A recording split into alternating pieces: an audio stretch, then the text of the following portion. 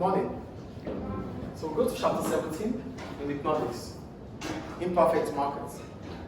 Before we go into imperfect market, there's always going to be a perfect market.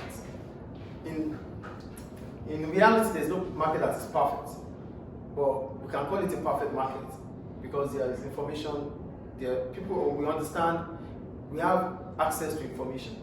So it's a perfect market because there's accessibility to information. Both buyers and sellers have almost this. Why can't we have a real perfect market? Yeah, we can't because one way or the other, producers have more information than consumers. To get the point. So the perfect market we dream of is still imperfect. Do I answer the question? Yeah. So, but the perfect market in the book means both buyers and sellers have information. There is no information gap. It means we have knowledge, we have perfect knowledge, a perfect information about how the market works. That is a perfect market. So what makes that market not perfect? What makes that perfect market not market? It's about imperfect information.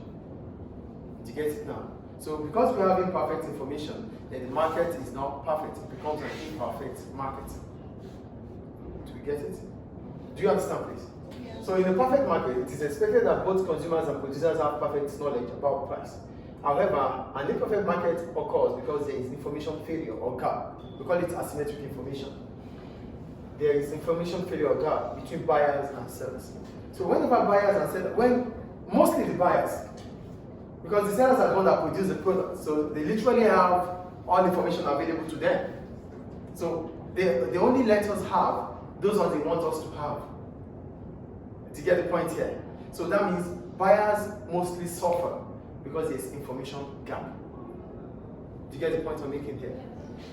So note, buyers suffer mostly when it comes to information failure, as this means they may overestimate or underestimate the benefit of consumption.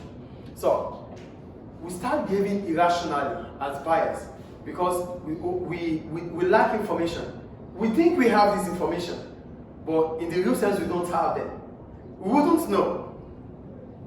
You get the point here? We wouldn't know if we have enough information to decide what we want to decide or to buy what we want to buy. But we think we have it. As a result of we thinking that we have it, we overestimate or underestimate the benefit of consumption. You know, when you think you know something, then you act upon it. In real sense, you don't even know, but you think you know. So for the fact that you think you know, whatever you do is based on what you know. Meanwhile, maybe you don't even know. So either you are overestimating or underestimating. Like how we answered the economics question. Yes, like how you answered the economics question. So you would definitely answer the question, but are you answering it the right way or the wrong way? So that is the point. So most of the time, consumers, they think they have access to those information, and as a result, they behave the way they behave. But the way they behave is irrational. Because the information available to them is not enough for that decision they made. They've made the wrong decision. We get to know more anyway. So the point is, as soon as we think we have information, we underestimate or overestimate. What I'm simply saying is this. Because I think I have information about the product, or this product is not a good product, I will stop buying it. Based on the information available to me. Meanwhile, I do not have full details about the information, as the product is very good. So I underestimated the product. So I did not buy enough of the product. Yeah. That's underestimating because you lack information. Oh, this product is a very good product. I need to buy more of it. Meanwhile, there's some information that is missing. You buy much of the product, too much. So too many, too much, too little are misallocation. Do you get it? Yes. So you buy more because you think it's beneficial, but in the real sense, it's not beneficial. So that means you have overestimated the benefit of it. So underestimating the benefit, overestimating the benefit does not give you your welfare to be maximized. So you behaved irrationally. So we move on.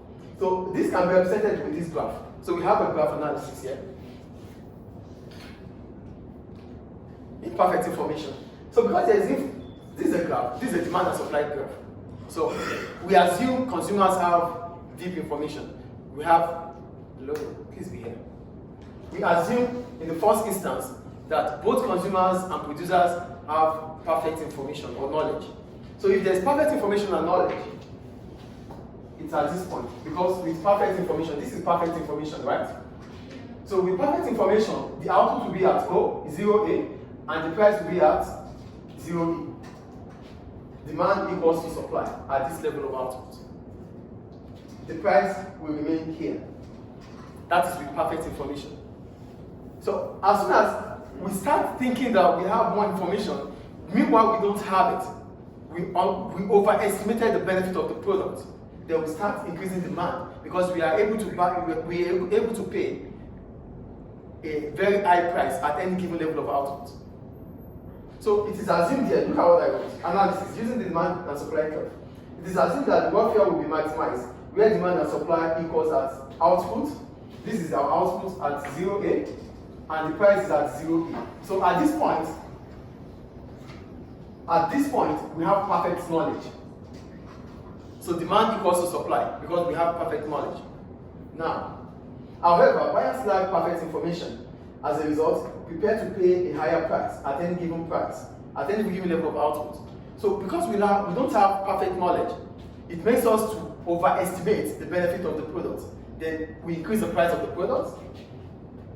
At this point, we increase the price of the product at this point, meaning we can pay a higher price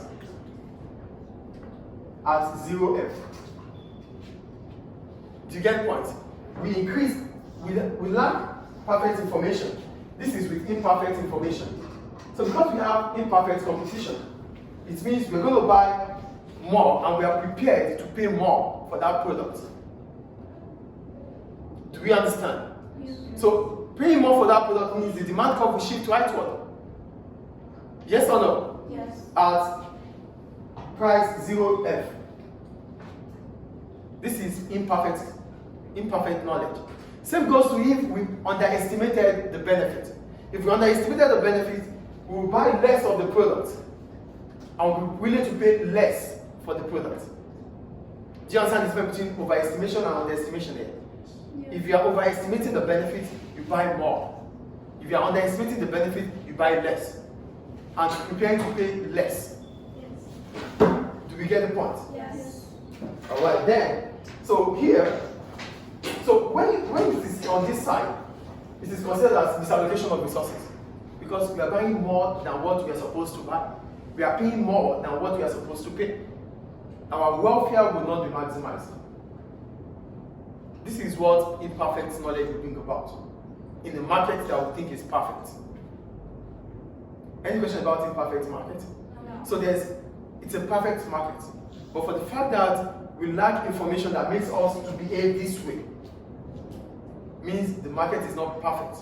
In as much as there's asymmetric information gap between buyers and sellers, then there's no perfect market. And mostly those perfect markets are imperfect. We call it a perfect market because both buyers and sellers have information.